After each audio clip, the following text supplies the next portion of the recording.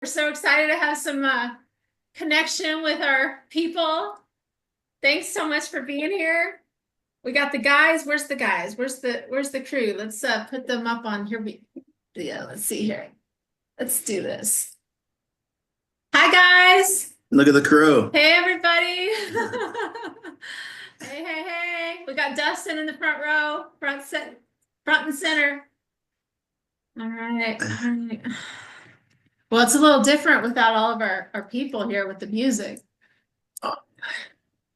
We're holed up here. Okay, let's do this. You guys have any bombs go off there last night? Huh? Nobody had any bombs going off? We did. We were under attack last night. Putin sent 109 drones and 23 missiles at us. Oh my God. He couldn't get me. I'm still right here. You know what I mean? But that's what happened last night. It was our first attack, our first experience of the bombs going off. Well, our first scary one. Yeah. Like there's been airstrikes, but this was the first one that was serious. That felt serious. Well, it was, but I don't know. We had to get between the walls, go in the hallway, and hold the baby, and yeah. Oh my gosh. Oh my Yeah. So then you read about it and the next day and find out everything that happened. But I saw it about 4 a.m. I saw like bottle rockets shooting up into the air, and then you heard a big boom, and that's when I had to wake up Ange and move the baby. He was sleeping, and I heard him. I thought the baby was choking or something. I come running out. What? Yeah, that happened. That happens. But here we are. Yeah. So yeah, welcome everyone. This is kind of just an open forum, I guess. And oh, there we go. If you hit I gotta admit, I gotta run the program here. You did it. Yeah. How do we get everyone? We can't see everyone. Now let the Winston's in. Okay. Well, there's too many for one screen, so we can just see one screen. But if you click that arrow on the right, you can see the rest. Second screen. And then it combines them, but then it adds. Okay. So yeah, look at all the guys. We'll do like, I don't know. I can do my 20-minute bit on how to take care of a baby. Yeah. I've learned a lot about, well, let me put it this way. Okay.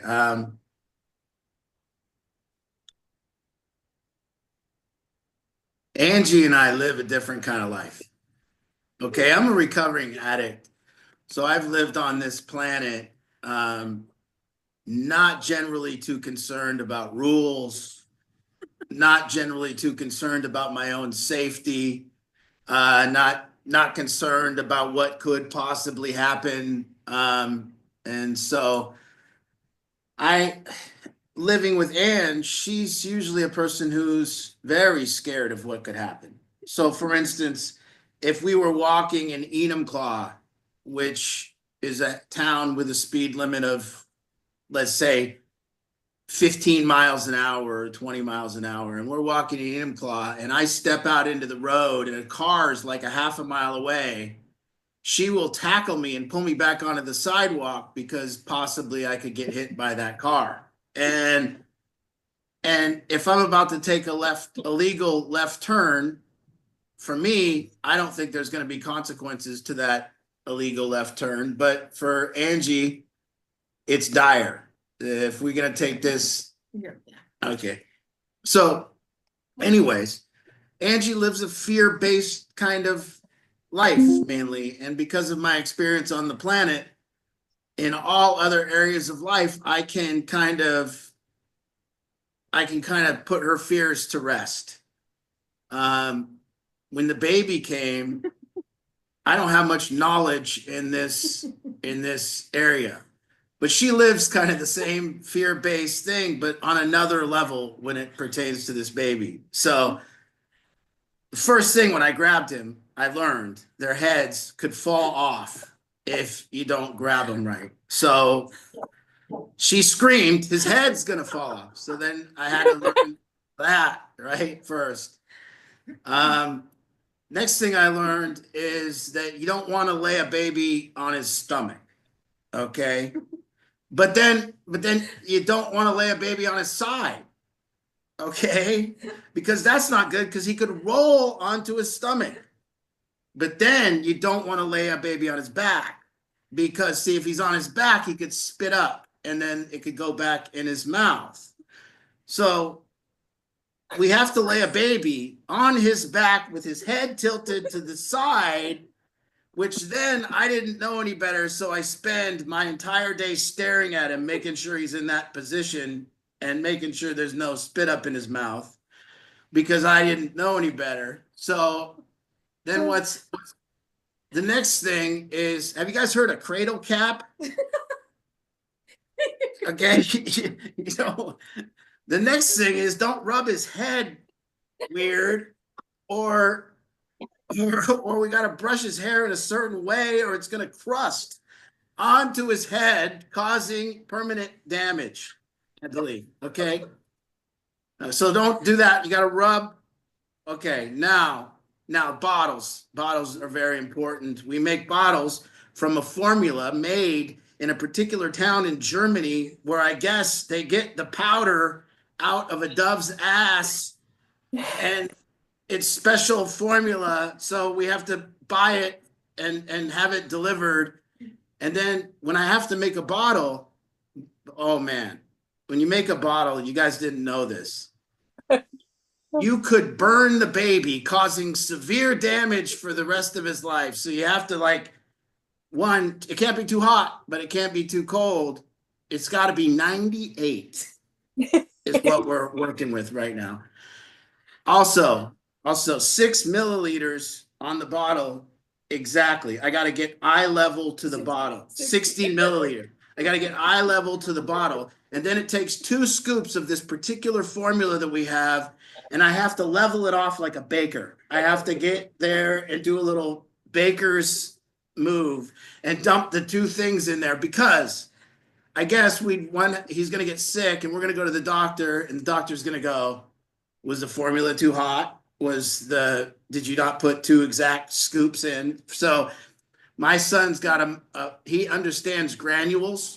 And if you give him too many granules of powder into his drink, he's going to get sick. So then when I learned that one. So basically, I just live in fear and I haven't slept yet. And I just stare at him and making sure there's no milk in his mouth and he's not spitting up and he's laying the right way and his head's held right. Don't forget the foil. Oh, God. Oh, Jesus. Okay. Guess what, guys?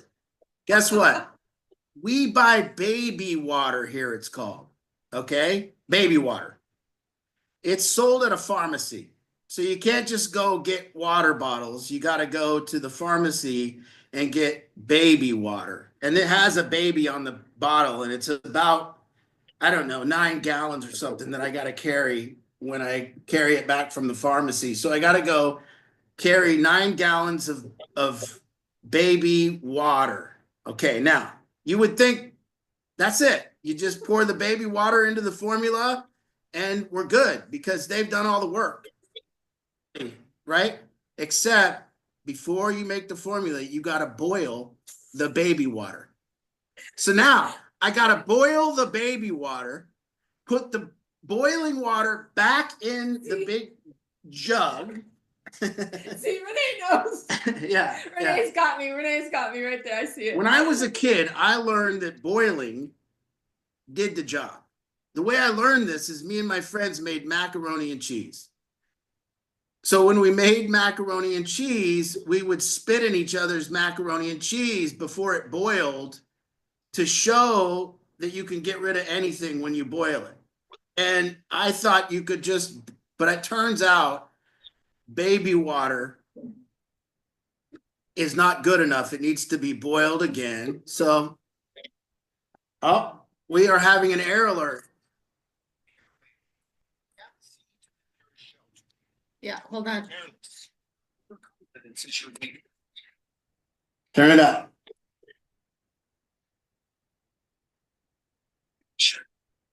Rate alert. Proceed to the nearest shelter. Don't be careless. Your overconfidence is your weakness. Guys in the program, this is for you. That's for real. We're not joking.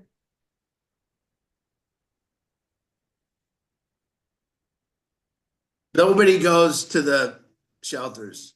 Nobody in Ukraine, nobody in Kyiv here moves when there's a warning. So everyone just does the same. It's just like, It's just a little one, guys. We're all right. So yeah, that's what we learned real quick. The air raids go off, and the people of Ukraine have quit listening, unless they understand that there's a severe type where there's planes in the air, and that's the ones they kind of get a little scared of. And yesterday they attacked from a lot of angles, but it's no joke though. It makes your heart pound. it makes her heart pound. My palms are literally sweaty. Yeah. Yeah, it's no joke when it goes off. But here we are. Okay, so maybe questions, and then I just want to talk to the guys in the program too, and you know, if you guys got any questions, I'm an expert on the war now. I've devised a plan to beat Putin, so I'm learning it all. I'll just keep this in case Amy. Okay. Okay. All right, we're good. Mm-hmm. Hey, congratulations, you guys. Thanks. Yeah, so what are you guys calling him? Little Art? Yeah. Arthur. Well, yeah, I mean his name is Arthur. So I don't know what He would doesn't be listen. natural. He doesn't listen very good yet, Yeah. so it doesn't really matter what we call him. Okay. Sure what ultimately will feel natural as he, grows up. Whether it's Art or Arthur. Little Art. I had a thought this morning. I know Art's gonna hate it, but I was thinking Artie. No, I don't know. Artie. Artie pants. No, I never liked Yeah. when anyone called me that. So Yeah, okay. Figured. Stay safe, Yeah. guys. Thanks. Maybe Arturo. yeah, that's all right. That's That's a good one. Hey, That's how often cute. the alarm goes on? Do the about once or twice a day. We had a couple days where there was none. When Little Art was born, there was like 3 days, nothing, complete silence. Oh, you And guys prior need to that, phone. there's sometimes where it's like 3 or 4, but they're, now we're learning they're minor ones versus big ones. Yeah. So You know, we got to what's called Chop. So Chop is the town right across the border, and it's where we took. It's about 4 hours from Budapest, and so you drive from Budapest and you cross into the Ukraine, and you go to a town called Chop, and then we took a 12-hour train from Chop to Kyiv, Yeah. and in the train station, it was a full room, and there was a bunch of college girls. I didn't know they were college girls at the time. I just started talking, and they were just beautiful Ukrainian women, and I just started talking to them, and they all spoke English and went to college and did several languages, and then we met this young lady that kind of became our guide. When we got onto the train, we wouldn't have really found our way onto the train. You can't read which train is yours. They don't say it in English. There's no Americans to really pander to. Yep. So we finally got on this train, and then 12 hours on the train. And when we got off, we were in Kyiv and at a train station, and we didn't know which direction to go. And luckily this young lady was there, and she took us all the way to our apartment that we're currently living in, and got us all the way here and translated us. And then we asked her if she had friends that wanted to make money. So, yes, and found this little 17-year-old girl that's going to college, and she came over to spend the day with us the other day and take me out. I had to go buy, when we got home from the hospital, I had to go buy all the stuff for the baby. So I had to go shopping and I had to go do all this stuff and I had to go pay the surrogate and go to a notary, and I didn't know how to get around town, and it's very difficult. They don't Yeah. generally care too much to pander to your American accent or Because there's anything. no Americans here. This is not touristy Yeah. during the war. There's no other, we're the only Americans. Yeah. Yeah, so she came over and then we go out, and this is for the guys in the program and all of us sitting around here in this crazy world where we're talking about drug addiction and stuff. But I kind of explained to her what I do, and if anyone could understand what, well, let me go back. The day before we went out to dinner with these girls, or like a couple days before, we took these two girls out to eat and went to lunch, and we just spent the lunch talking to them about the war and what they're going through and how her dad, this 17-year-old girl's dad, is fighting over close to the border. And that's where the hand-to-hand combat, or the kind of old school combat for land, is going on, which would kind of be like if we were all in Seattle and then the war was going on in Idaho or something like that, and all our family members were going over to Idaho to fight in old school type of land war that they're going through. And so her dad been over there and been injured and been back, and we're talking to him, and you can see kind of the pain of the people, and then kind of the I would say settling into this is their life and the acceptance of it, and knowing that this is what they have to deal with, and then risking it and telling their parents that they're just going to go to college in Kyiv, even though they could be west in a safer city where their parents live.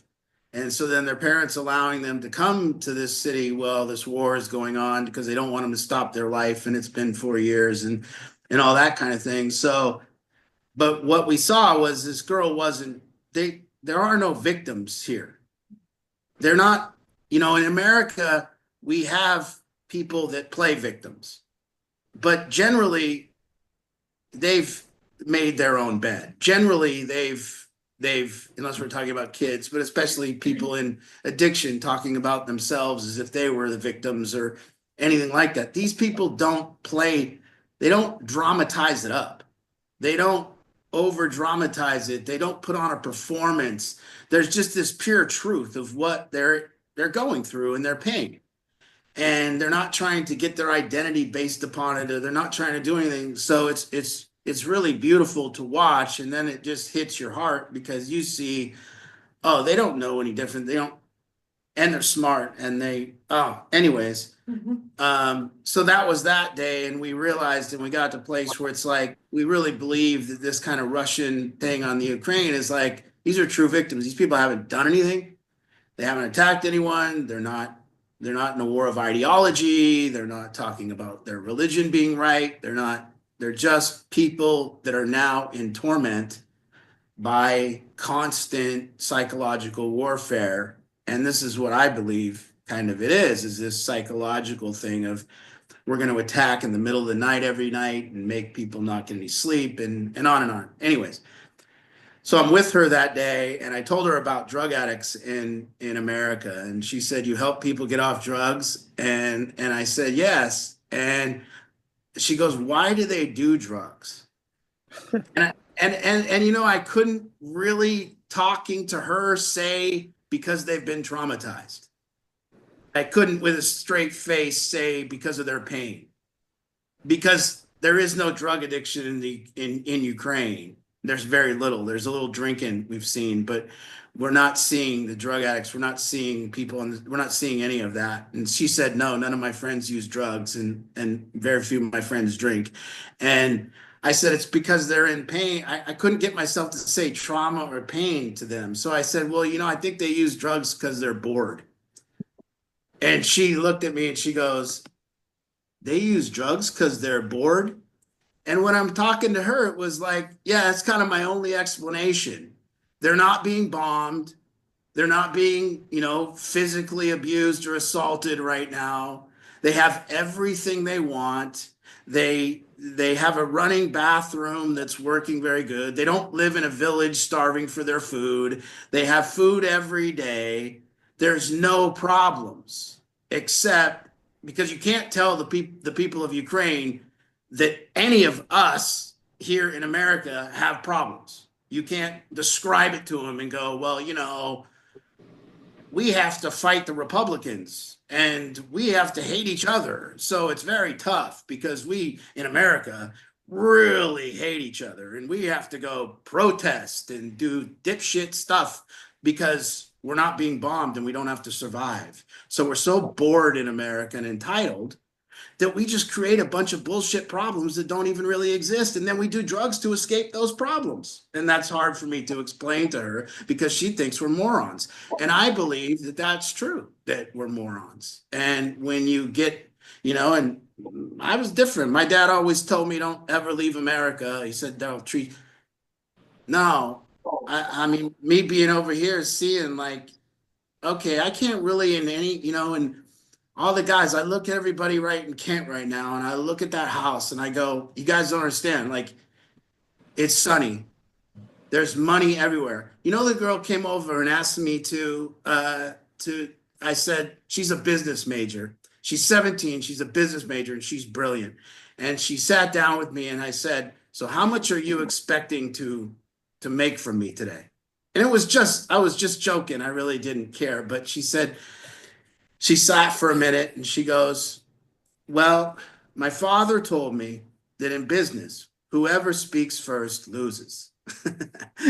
She said, that was the first thing she said to me. And I said, well, that's very smart. And so she asked me a question. She goes, what's in your budget? And I said, honey, this might work when you're dealing with other people, but with me, it's not, whatever. And so I said, hey, slid her a piece of paper and I said, write down the number that you're hoping to make today per hour. And she writes down 100 grevna. Total. No, per hour. She wants to make 100 grevna per hour. Well, that's about $2.50 per hour is what she was trying to make. Now, we're finding it very odd here because although people make that kind of money, when we go out to eat, it's still $40. It's still $60. A pair of Nike shoes at the mall are $100. Like, we're not seeing how these people survive with the income compared to the money that it costs to buy everything here. So anyways, I wrote down 700 an hour and slid the piece of paper back to her and said, well, that's what you're going to make today is 700. So she ended up making like $18 an hour, when she wanted to make two. But the point is there, and she says, no, and she didn't think that she was worth that. And, it's just a point is, guys, especially the guys in the program, there's a couple points I want to make. One, get out of your own head, get out of your own way. Like, we're over here right now and all the same recovery principles apply. Gratitude. We're here in the middle of this thing and gratitude gets us through. We have to be grateful for what we're having right now and this experience we're having right now. And gratitude is getting us through. And then pain. There's pain everywhere. It translates. But don't for one second think that you're getting a different quantity of pain than anyone else. Everybody gets their fair share. And by the way, most likely, if you're in America, you're getting way less than your fair share of pain. So kind of buck up with that. And that's what we're learning is, these people could teach us how to deal with pain without using drugs and alcohol and without destroying their life, because they're in the middle of the most kind of oppressive, most kind of scary time. And they get up every day. They get dressed very nice. They push forward in college. Right over here, about 2 buildings away, in the middle of a war where their buildings are being attacked, they are building buildings. There is cranes up and they're not getting ready to quit. They are building new buildings as we speak. So you're seeing, and then we just sit in America and drug addicts, I mean, specifically, just the entitlement to do drugs because we're bored. And even if we are in pain, why does that equal that? Why does it equal that we get to do that? Why does it equal because we're in pain, we get to cause pain across the whole world and our whole families and our whole everything. And so, for me, it's about still, ever since day one of recovery, dealing with my pain. And then coming over here and having the gratitude that my pain has is my fair share always. It's just my fair share. And no matter what it gives me, it will always be my fair share. And that one moment when you start thinking that your pain is more than your fair share is the moment where you've become a victim and lost everything and you've given up. And so if your big struggle there at the Kent house is you're bored, I'm sorry, guys. I'm sorry. That's just because you're boring. That's just because you don't have any creativity. That's because you're just not ready to step up yet. I got sober at 37 years old. So today I'm 51 years old and I have a newborn kid. And all of you, if you're getting sober now, my mom asked me when she was still alive, when I was 40 years old, I was 3 years sober. My mom said something about the way I live my life. She said, "You're loose." She used to call me like I live my life loose. I don't follow rules. She said, "You live your life loose. You don't follow any rules. I'm scared for you." And I asked my mom, I said, "Hey mom, tell me where my sister Candy is going to be in 10 years. And she described where Candy is going to be in 10 years. She said she's going to be retired. She's going to have her kids doing whatever. Her and Ian will be living in a house that they retire in. They'll take about 3 camping trips a year and about 4 vacations, and they'll live out their life." And I said, "Okay, now tell me where my sister Shelly is going to be." And my mom described Shelly's life to a T. She's doing exactly what my mom said Shelly would do, and that's where she's at now. And I said, "Okay, mom, tell me where my life's going to be." And my mom looked at me and she goes, "I have no idea." And I said, Exactly. And this is the gift of, like, for you guys that are at Kent and getting into recovery, the gift is it don't matter what age I'm living it like it is as cool as it can get. I got my son. I'm in a war zone. The bombs are going off outside. It does not get cooler than this. It does not get cooler than this. There's every day, there's adrenaline. There's kind of like, yesterday, I had to pack a backpack with our passports in it, some money in it, and we had to get dressed in case our building got bombed and we had to run. And we had to have everything in that go bag with the baby and ready to go. And I'm sorry, but that's just life and it's cool. And it's cool that we can be, and I get to be here and like look about what's next. In the past 30 days, I've had to make a will on a napkin because I forgot before we were coming here. So I had to write my will on my napkin and tell our entire family. Angie had to Google Drive all the pictures of Lil Art and send them to her sister-in-law so that we had those just in case, so people could have them, and Lil Art, people could see what we experienced here. So, a long way for me to say is there's so much gratitude here in our situation, and there's pain. And it's this beautiful mixture of how we deal with our pain with this gratitude and how we go, wait, you can't have this one without the other. God is so good and he's taking care of us so well. And it don't matter anymore because it's just what it is. And every day we wake up with that gratitude to fight the pain because there's a lot of pain. There's this workload thing between me and Ange. There's this fatigue. And mothers, you don't do a good enough job at describing why your job is so hard to men, by the way. So I'll do it for you if you don't mind. But the job of being responsible for this little baby and never getting your mind to rest, and the endurance it takes to go hour by hour where this little being is counting on you, and then just waiting for a husband or waiting for somebody to get home to take over the responsibility so you can actually rest your mind for a second. And I just imagine mothers at home, and then dads coming home from work and going, well, I worked all day. And it's like, no, dude, spending 10 hours with this little thing that you're trying to keep alive and make sure it don't die on your watch is way harder than talking at the water cooler and shit. It's like, no, because I'm just Angie goes to sleep at like 2 a.m. and I just sit here and stare at him until about 8 and at 8:01, I'm looking at the clock going, please get up, please get up. I'm starting to make little loud noises just in case it clunk around, trying to poke Lil Art and see if he'll cry. But, that's just how it is. And so the endurance it takes, and I don't think moms have anyone, really anyone that's done this. And I don't know many men, by the way, men, we're not built for this shit. There's no way. There's no way we're built to give up our own needs, our own thoughts, our own cup of coffee, our own day for this little shit that just never stops, hogging all the time. That's all he does. And they never change.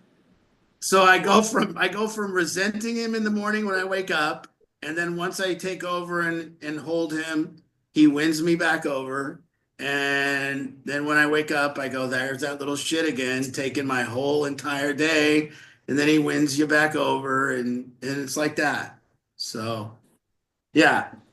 Guy had a question. What was your question, Guy? Hey guys, oh, we can't hear you.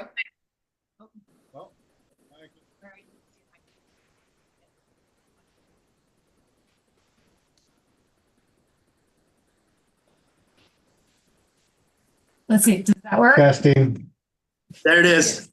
Okay, cool. No, I think you partially answered the question. I was curious about how your perspective on parents' love and it seems like this has been like just an incredibly life-changing experience. So I think you kind of already answered that, how it's changed or how it's adapted your perspective on the way parents love.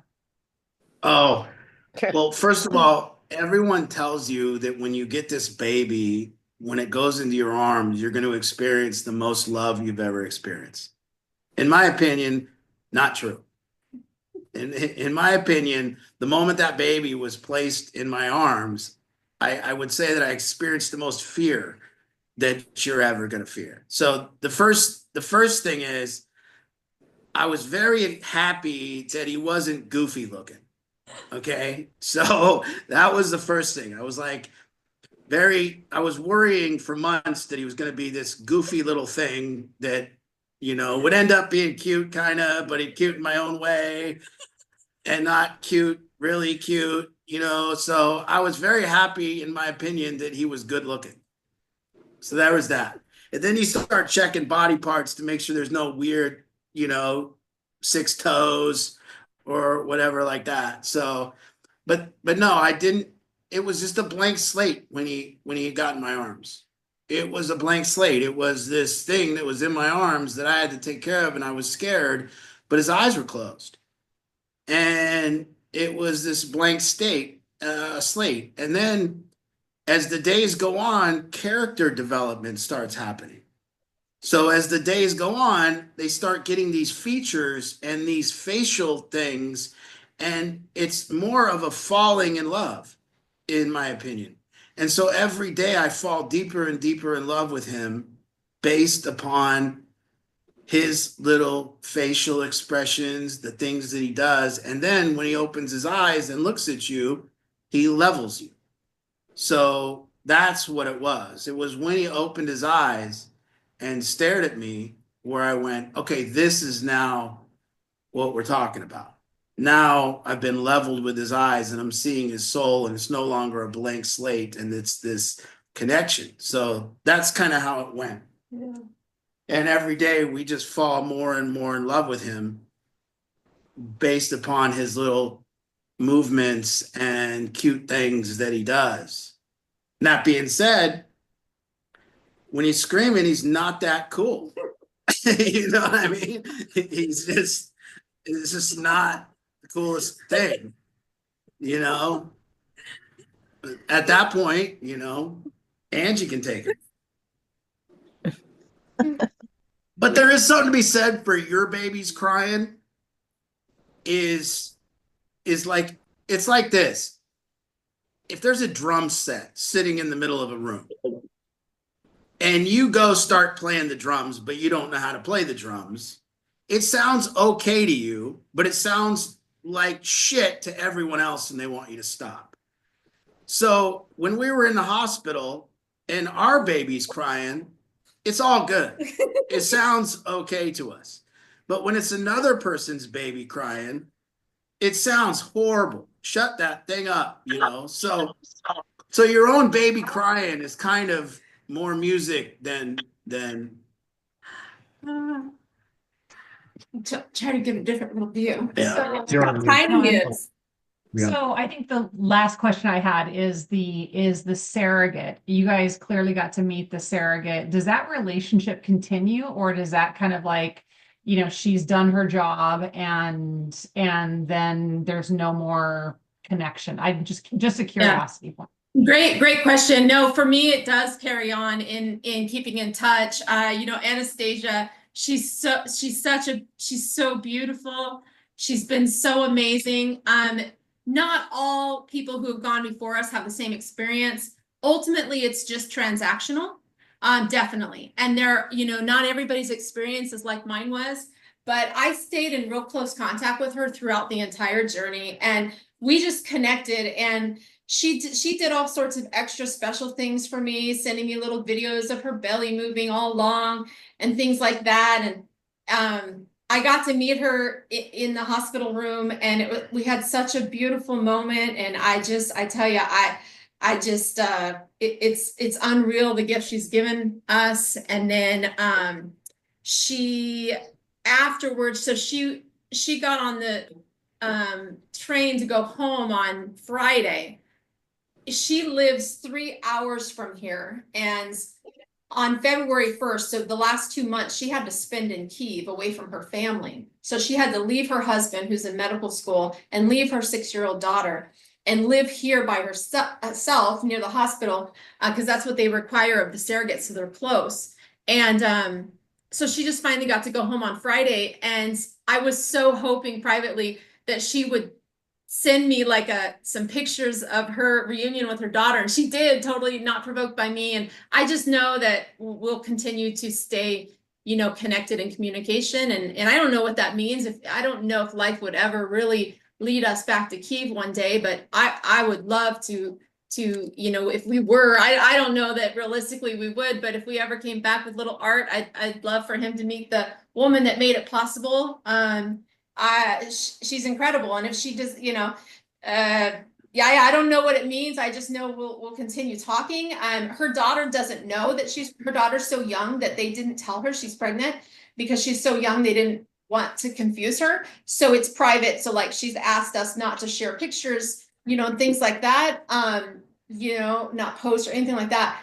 So it's kind of private or whatever out there, but like, it's so special. And it's unreal that there's a human that could give of themselves the way she did. And it's very worthwhile for her. She did it for that purpose, of course, you know, for financially, it's life-changing, the money here. Although, like he said, we don't see the money. It's weird. Things aren't like way cheap or anything. No, we just spent $27 at McDonald's. Yeah. So, I mean, it's just very, I don't know. But anyways, yes, I am so grateful for Anastasia. She's an absolute angel. And yeah, she did us favors along the way too. Like, she went above and beyond, and that's not the case for all.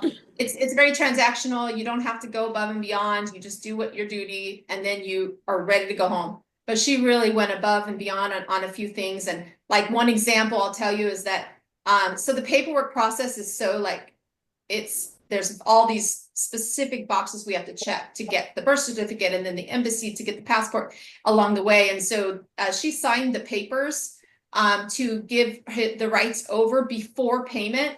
And that's not protocol. And she did that for us and it saved us 2 days in this whole process. And she did that fully and trusting and just knowing because she knows she can trust us, but she didn't have to do that. It's a really big deal to stick to the contract to a T.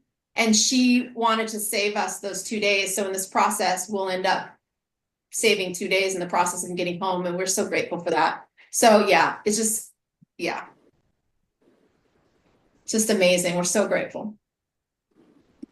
Renee has a question. Hi, Renee. Hi, you guys. Hi, everybody. Hey, Hi. Art, you guys mentioned that you got a chance to go out to dinner and stuff and so on. Are they helpful, like for you to understand, or you've now figured out how much you're going to pay and stuff?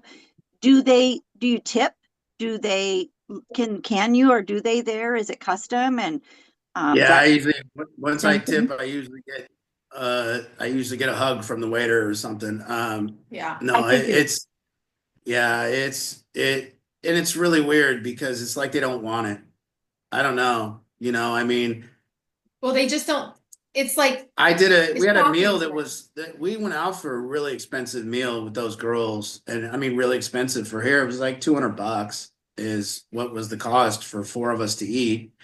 And I tipped the waiter probably $35-40, and to him it was extraordinary. I was just So wondering.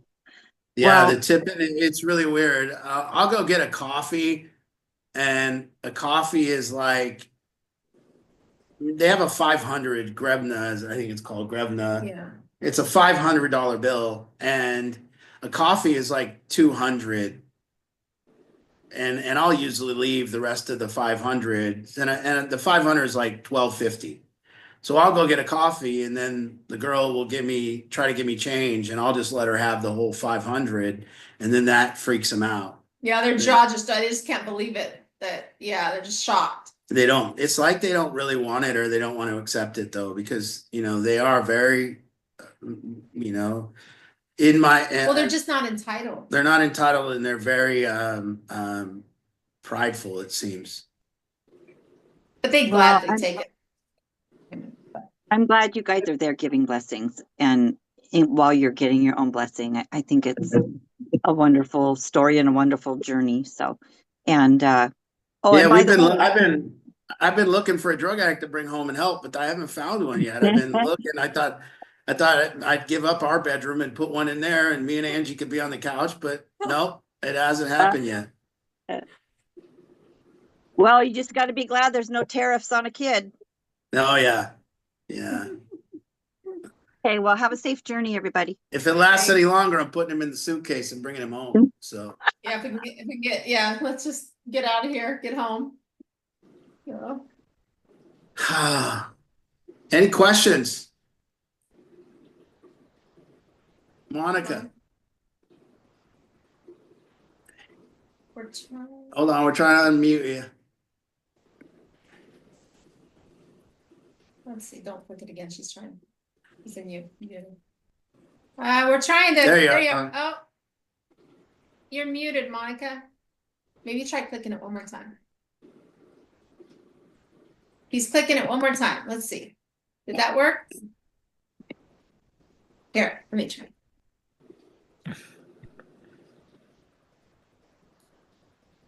Can't get you unmuted. Let's go back to Renee and then back to Monica. All right, Renee, keep trying, Monica. How much longer is the process? Now we're waiting on the birth certificate. We got this paperwork submitted on Wednesday instead of Friday, so that's good. And then it could be Tuesday, it could be Friday.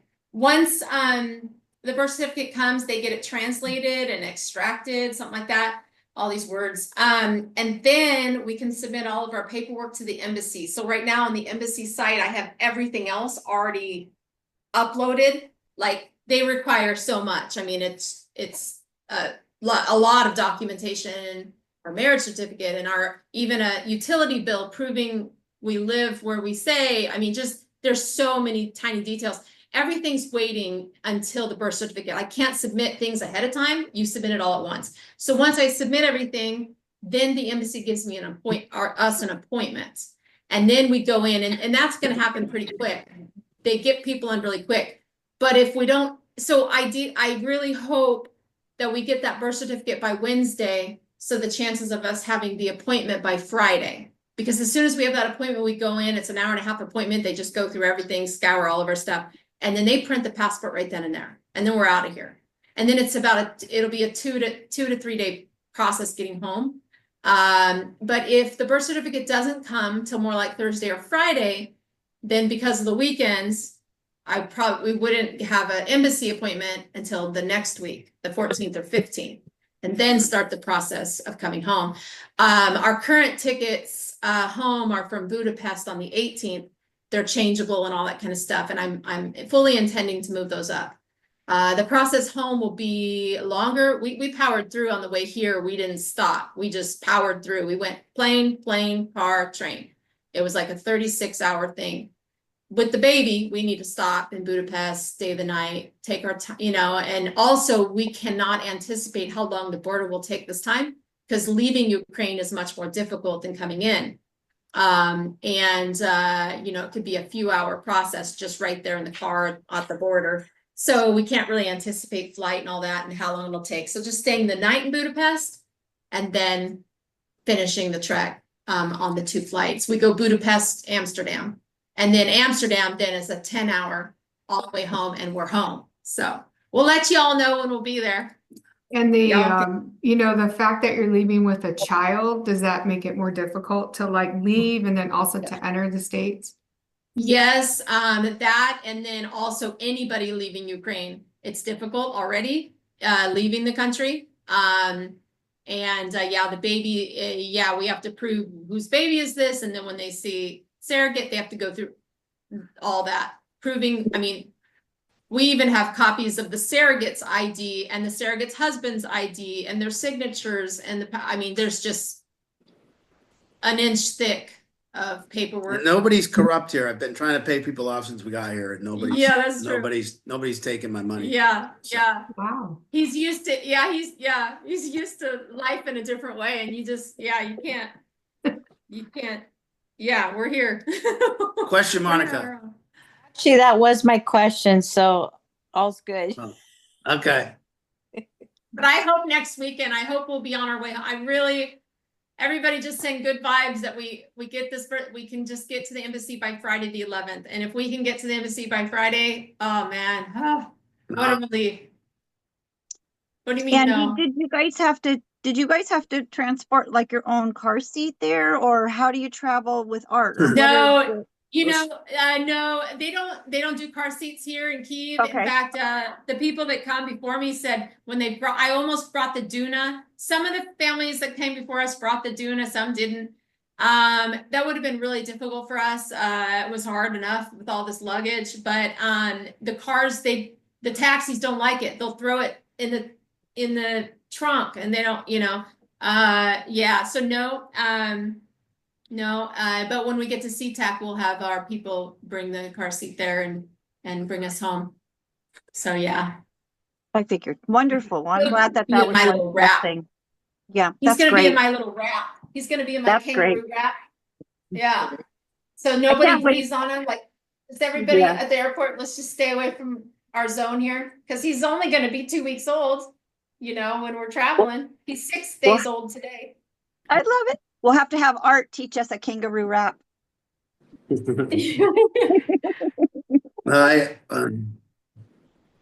just, to the guys, who knows? Man, we got some new guys at the house, and they're early in this thing, and we got all the people in the program, and I just want to remind everybody what kind of brought us all here, and that's this, especially as guys, it's pain and this inability that we have to properly deal with our pain. And this isn't just a drug addict thing. This looks to be like a real American concept, a real problem that all of us are looking for healthy outlets to get rid of pain, and how we do that. And then for me, what I realize here is like there is this self-soothing kind of gratitude, and and I know I'm at Kent, I'm there too, and I can get back in Auburn, Washington, and I can get real used to my routine in Auburn and Kent, Washington, and I can start feeling sorry for myself about how bad I got it in Auburn and Kent, Washington, and how my money's going to run out, and how Trump's going to end the world or Biden's going to end the world, and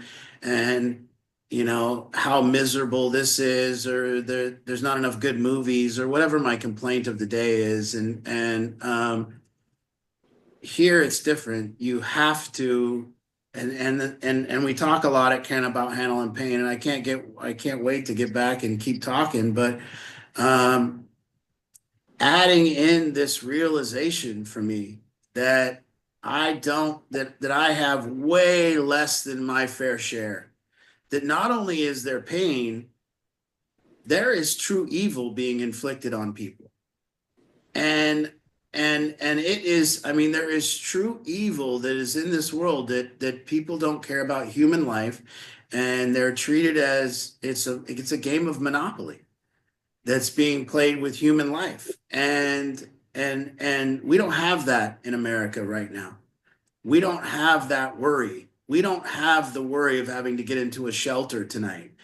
I would love the guys to just hear this little girl's confusion when I said that they do drugs because they're bored and they don't really have to survive. When I said, well, we don't really have to survive. We have everything we need. And then we chose to do drugs because we were bored. That baffled her. And it baffles people to know that we in America have to like run from a life that they would consider beautiful and aspire to have.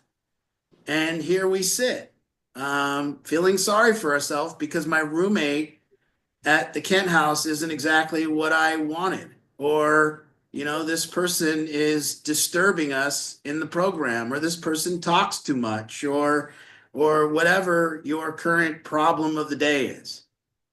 But when you get here or when you're in this kind of situation, I'm reminded, thank God, that I have my fair share, that I don't even have my fair share of pain, that no matter what, there is people taking the pain of the world on and we're not.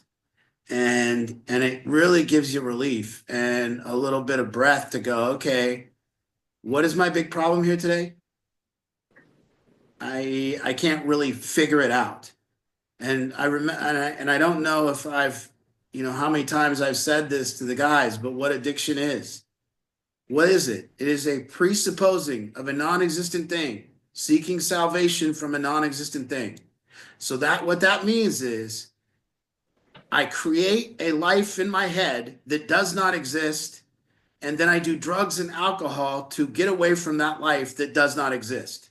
So through my own lack of gratitude, through my own victimhood, through my own complaints, I create a version of my world that is so bad that I believe everybody thinks poorly of me, or I don't fit in, or I don't matter, or whatever cockamamie, my nose is too big, my stomach's too fat, my ass is too fat, whatever your cockamamie story is about yourself that nobody else even considers, you make up, and then you do some type of behavior to escape that made up life that nobody else but you gives a shit.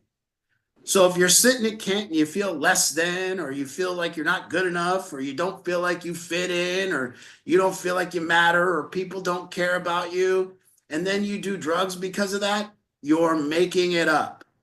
Here's reality. We're not being bombed. Here's reality. We can do whatever we want today. We can go to a baseball game. We can walk out in the street. We can look at beautiful women. We can go to the mall. We can watch some basketball. We can talk with another human, and nobody's stopping us. And yet we stare at our phones. Yet we watch TikTok and throw our life away and don't connect with humans and don't walk in the sun and don't get out there and do those things. And then we create a life that's so boring or so whatever that we decide to escape that life. And for me, this is just a reminder of how gratitude induced, how you, when you induce gratitude, you can defeat pain. It is very simple. It's just this, okay, what do I have? What are the good things going on? What has God given me? How can I look at my son here and look in his eyes and then question God? What in the hell would I be thinking? I have no questions for God. Thank you, thank you, thank you, thank you. And that's it. So we say thank you to God and enjoy this playground. And yet, sometimes there's sirens and sometimes there's bombs, but there's McDonald's. In the middle of all this, there is McDonald's and babies and beautiful women and steaks and French fries. And, you know, we watch movies here. And, you know, so yeah, I just, you know, I hope it gets through the screen, and I hope you all get a little lighter today and a little happier and realize at this moment where we're at, like I said, God's going to get us out of here when he gets us out of here. That's what's going to happen. So we just got to enjoy the ride, and that's it. And there's nothing I can say or do about that. So, you know, it'll happen when it happens, and we're going to be okay. And if we're not okay, show this video to the world and let them know we're okay. It's okay. It's okay. I never believed I was actually going to get to hold my son. So for me, I've been living the last 9 months of my life just to get to that moment. And I never really thought about anything after that moment. I just thought, God, if he's going to do this for me, he can take me right now. So Christine or Pam? I just wanted to thank you guys for showing the different stages of your trip, because every morning I'd wake up, I'd get my cup of coffee, and it was like I was watching a soap opera, but I knew the people in the movie. And it was so enjoyable. And then for you to get to this point, it's just, there's so much love, and I'll, you know, just enjoy, you know, having you guys come back home and, you know, give that baby a kiss for me. I'll tell you what the scariest point of our trip was. To me, still, this is the scariest point. We landed in Budapest. Oh, yeah. We landed in Budapest, and it didn't look unfriendly, but it didn't feel friendly. It just felt weird. And all of a sudden, and when we landed in Budapest, neither one of our phones worked. So we had no phones, and we couldn't find our driver. And we have no way to communicate with anyone without our phone. And No way to call the agency. And then no way to nothing. My dad's voice of "Don't ever leave America, you moron" was playing, and you know, I mean, he always used to say they don't care about Americans. Only in America do they care about Americans. So you know, you know, for us, we freaked for a minute. It was a little bit of like real stress. The only time, and then we got into our driver's car, and we started using the translating app. And I asked him one question. I said, well, other than, are we going to stop and go to the bathroom? I asked him, are we going to make it? Meaning, are we going to get in and get out with our baby? And he laughed out loud. And he said something to the effect of, "You do have return tickets, right?" And and I said, "Yes." And he said, "Well, I'll be getting you out the same way you got in." And he just put us at ease at that point. And it was like, okay, and he was great. Our driver was great, although Angie was lucky she wasn't paying attention, because these dudes, 2-lane roads, they're passing. They're passing. Thank God I could sleep. Yeah. I did sleep then. She slept on the drive, did, and and if she was awake, there was some hair-raising moments where this dude was passing truckers, and yeah. He's gonna have to not do that when we got him. Ah, No, I wanted to add to, this is like the perfect scenario for us, truly. Like, what else in our world would allow us to not be, like, we're required to be plugged off. We're required to, like, not, I mean, Max and Brandon, they got the place covered. I mean, thank you, you guys. You guys are amazing. And thank you guys for just holding down the fort, taking care of our house. And I don't know if Jeremy's out there too in the room, but and Kate, and I mean, they're holding it down for us. But what else? This requires us to literally just be here. We're just in the apartment. We haven't left with the baby since the baby's born. Maybe a day or two we'll go out to lunch and make it out, I hope, just because we just want to get out. But also, I don't know. We're just not sure yet. But anyways, this is so beautiful. you know For how us long to it's just been be- since she hasn't had a drug addict knock on our door? They can't even knock on our door. They can't even get here. I'm surprised one of them hasn't made their way over here by plane, car, train to knock on my door. Yeah. From our relationship, there's always something that has a fire that he has to go put out. I mean, always. And so to have this first 2 weeks, literally, it's just us and him, and this bonding time for both. I mean, usually dad has to go off to work after the weekend. Dads don't get this kind of opportunity. And so what a gift this is. It's like, Let's be light with those terminology when we say dads don't get this opportunity. So let's be what? yeah. What do you say? That's where my gratitude for this opportunity has to come in, instead of, God, I wish I could get up and go to work today. No. Yeah. Don't let him fool you. Don't let him fool you. No. He's been so wonderful with this little guy. He's doing so good. So yeah, it's just absolutely beautiful. We're so grateful we can change it. Having to come this far away to do this is way better than being home and doing this, because there'd be so many distractions that we wouldn't get this kind of time. And this is just, you just can't repeat this. Can't make this up. Did you guys find out what caused your phones not to work? And is that normal, or is there something that you're required to do if you get back in that situation? Yeah, I had to I had to call and get my phone on international. Well, the weird thing is we already did that. So like when we flew into Amsterdam, I had already set up my phone for international. So when we flew into Amsterdam, my phone worked, his didn't. So while we were in Amsterdam, I called from my phone, his phone company, and turned him on, got him turned on during our layover. So we were both working in Amsterdam. Then we fly 2 hours to Budapest. Both of our phones weren't working. So I can't explain it. I don't know, but it was total dead zone. In fact, we ended up getting his phone working finally. And that's how I got to send an email to the agency. That's the only way I could communicate, was my email, send an email to the agency saying, help, SOS. And I immediately got a phone call. So that's how we got out of that predicament. But my phone still didn't work until about an hour into the taxi ride.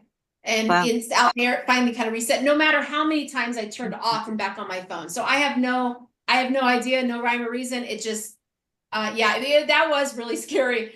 It was panic mode. And you really realize too, that you're really in this alone, because there isn't anybody, there's no Americans. And, we haven't seen an American yet. no. And, I was gonna ask. it's not like they're accommodating, like when I've been out of the country prior, I've been to, a lot of different places, and it's always touristy. So they're accommodating because you're coming and they're thankful that you're there, because that, you know what I'm saying. But here, they're not they don't have to. They're not mean. They're just not. Yeah, It's they're just kind not. of like- They're not mean. They're just not. like an ant that's just like my Italian side ants that are just like direct, like a nun kind of vibe that just they're just real direct. They're not, yeah, they're not rude, but they'll just walk away. They don't like need to give you the time of day. They'll just walk away. My interest has become kind of shifted. My interest, when I'm not doing the baby stuff, my interest is kind of in the war, and understanding it and learning about it, and that's where I'm kind of like, you know, it's really odd experience, this war. So to me, Do yeah, they that's wonder, do people wonder like, wait a minute, what the heck brought you guys here? Because we're having a Yeah. war. We're having a Yeah. war Oh, yeah. going They've on. And what said, made you guys? they've Yeah. said you're from America. Yeah. Aren't you scared to be here? yeah. Oh, Yeah. they've said that. Yeah. Mm-hmm. Yeah.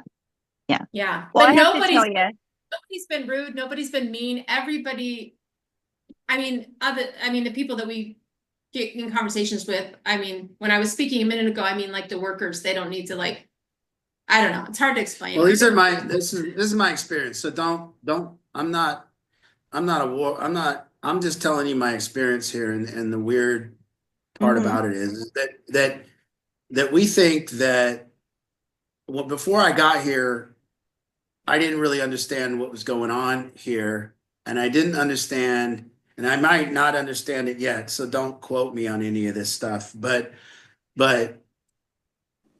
Russia's just not dominating the Ukraine. And the Ukraine is holding their own.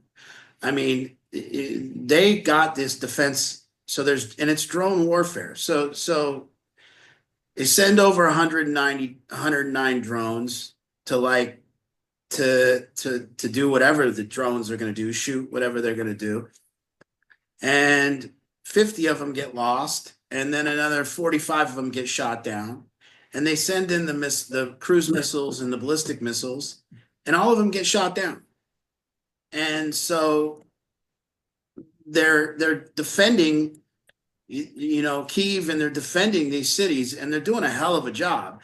And when they say, like last night, it said, the report came out after last night, it said, Russia launches massive attack. One person dies. So you understand, we're in the middle of a war, and you launched a massive attack with 109 drones and 23 missiles and planes in the air, and you were able to kill one person in Kyiv? Well, how long is this? They've gotten pretty good at defending themselves, is my point. And it still sucks, and it's psychological, but in my opinion, it's like, I was thinking when I was in America, like, oh, if the Ukraine's going to fall and Putin's just going to take it, and it's like, nah, this dude's got his work cut out for him. These people aren't, so you really start, I don't know. You can feel that Putin is whatever, not the greatest guy, and causing huge, just an evil person. And you realize that there is this pure evil, but again, he's not, and he can't just he can't just bomb the city because he wants it. He wants to actually take over the people, and he can't convince the people that he's a good, brainwash them and take them back over if he does things like that. So I've learned, Iran is making all these drones, and that's where the drones come from, and then the defense systems are what we're helping them make, and it's just fascinating to see how all this is playing out, and then to see that most of that they're just on social media too. They're getting the same kind of social media stuff that we're getting, and not many, except the reports of people understanding from family members that are in the war zones, that are in the lands that are fighting for land right now. Those are the only really unique takes you can get on things and an understanding of what's going on. But for the most part, you just read what you read and you see what you see, and you start realizing like, oh, wow, he can't really just take this city. They've done really well at protecting themselves. And you know, that was all he had yesterday was that massive attack that you know, for some, you know, and their big thing here is we got to stay away from the windows. So the big concern is windows blowing out and you getting hit with the glass, I guess. Well, yeah, I'm just catching up to speed, reading, talking. We've known someone in the embassy, so I had a 2 hour lunch, and she gave me a lot of information on what's going on, and it's fascinating, you know, to see. When you guys were at the hospital, the medical facility, where the baby was born and stuff, how different is that, the hospitals compared to like, say, ours? I know, even though there's a lot going on there, but I'm just wondering, like the actual. Well, we weren't privy to that. I mean, we were in like a hotel room in a hospital room. Oh, So picture this, wow. we were on a different floor in a hotel room, and we thought we were there to have our baby get all this attention in the first 2 days. And they never checked his heart rate. They never checked his temperature. They never checked his vitals. They didn't do anything. It was very Really? different. And here's the thing too. Okay, it's different than in Kyiv. That part of in downtown Kyiv, when we talk about all the nice people and all the, you know, la la la's, and then we went to that hospital over in this part of Kyiv, that's where the old aunts, nun kind of vibe came in for me, and that Really? visual of like strict, old school, nunnish type, slap your hands with a ruler kind of teaching, that kind of vibe. And they speak completely Russian.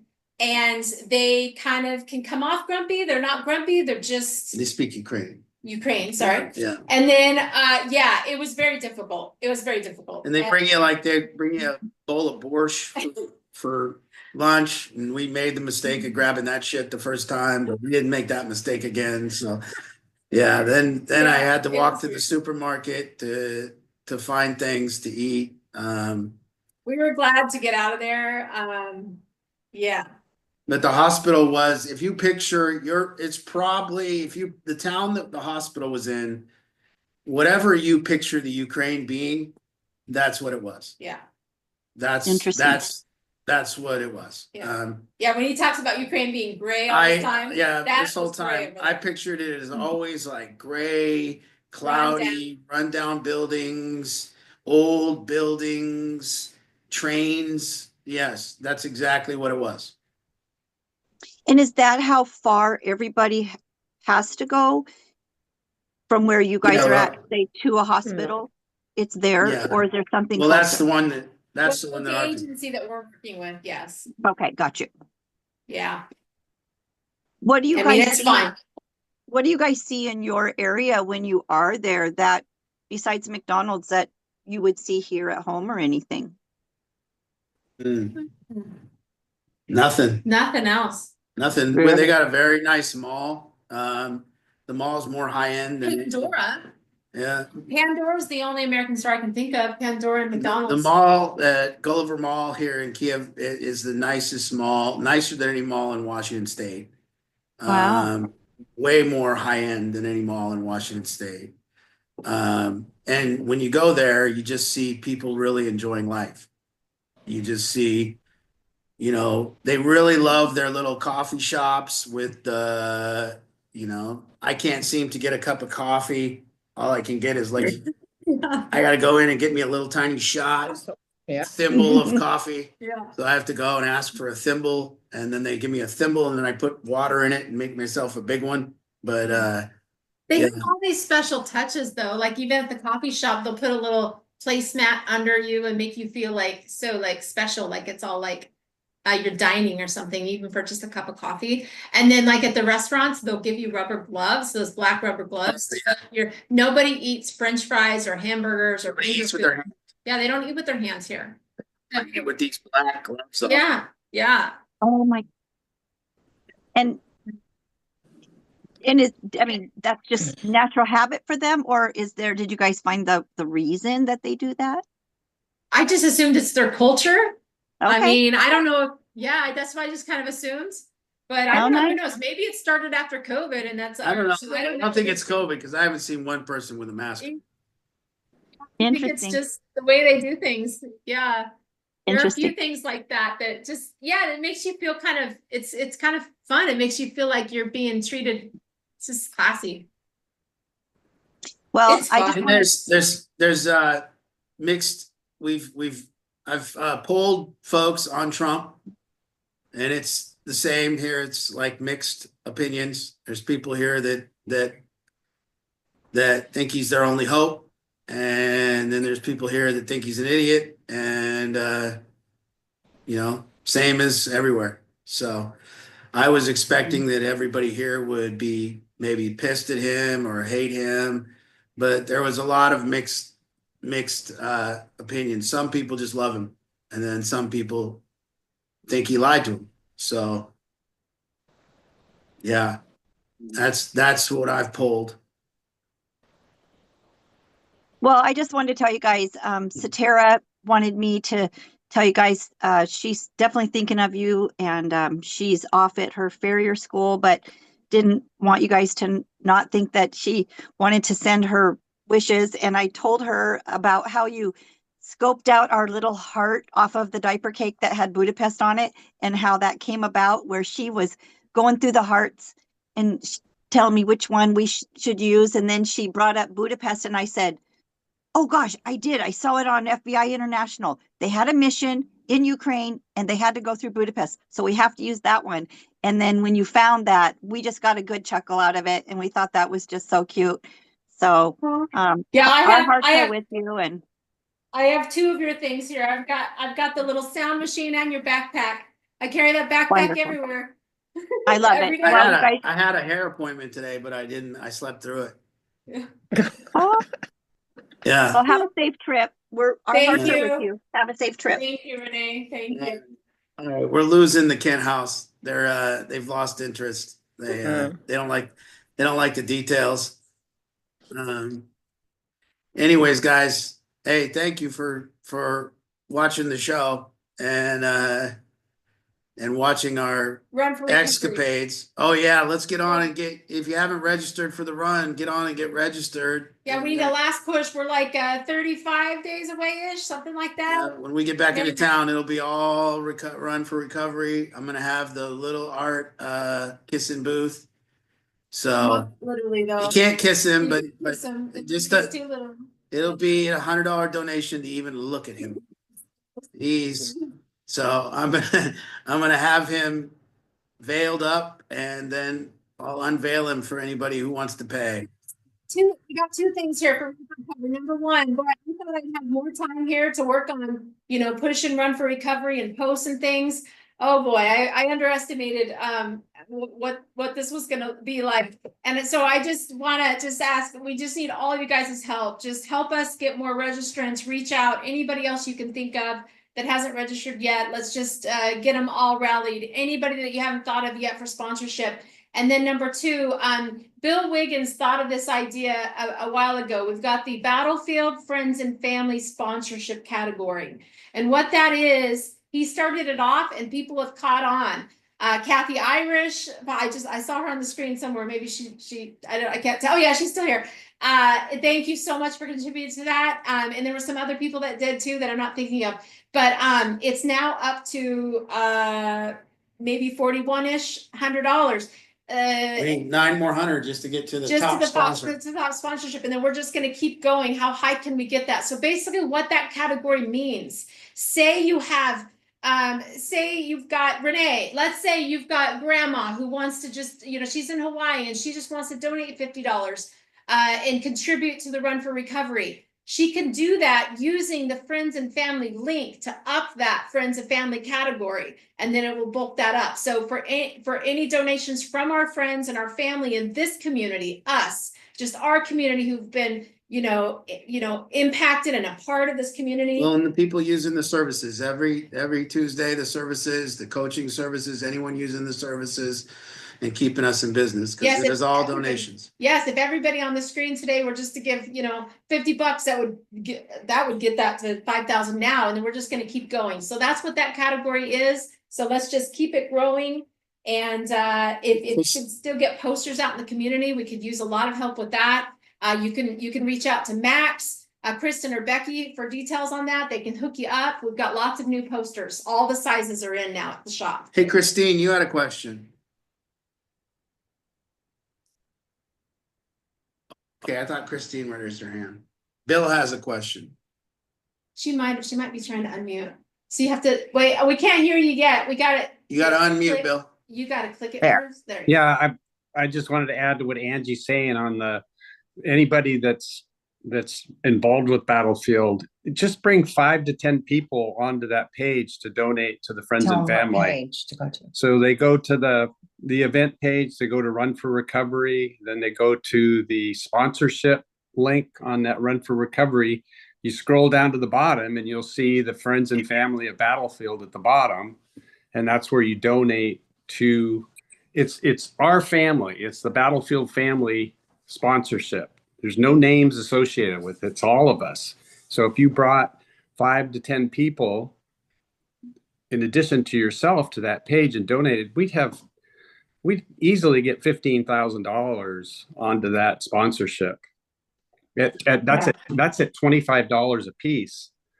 If you bring, so I just encourage you to just not do it yourself, but anybody encourage them to go to that donor page and say, yeah, no, you can't go to the run, or even if you're going to the run, it's only $25. But it's the collective that makes such a huge difference. We get. what I'll do? Oh, sorry. I was gonna say, after this call, what I'll do is I'll send out in the group text that comes out every week. If you're signed up for the group text and you get the reminders, I'm gonna send on that list. There's 220 subscribers. So I'm gonna send out the actual link. So you'll have it handy. And so then you can copy and paste it, shoot it out to your friends and let them know this is a collective, bucket for our friends and family. How high can we get this? And business owners as well.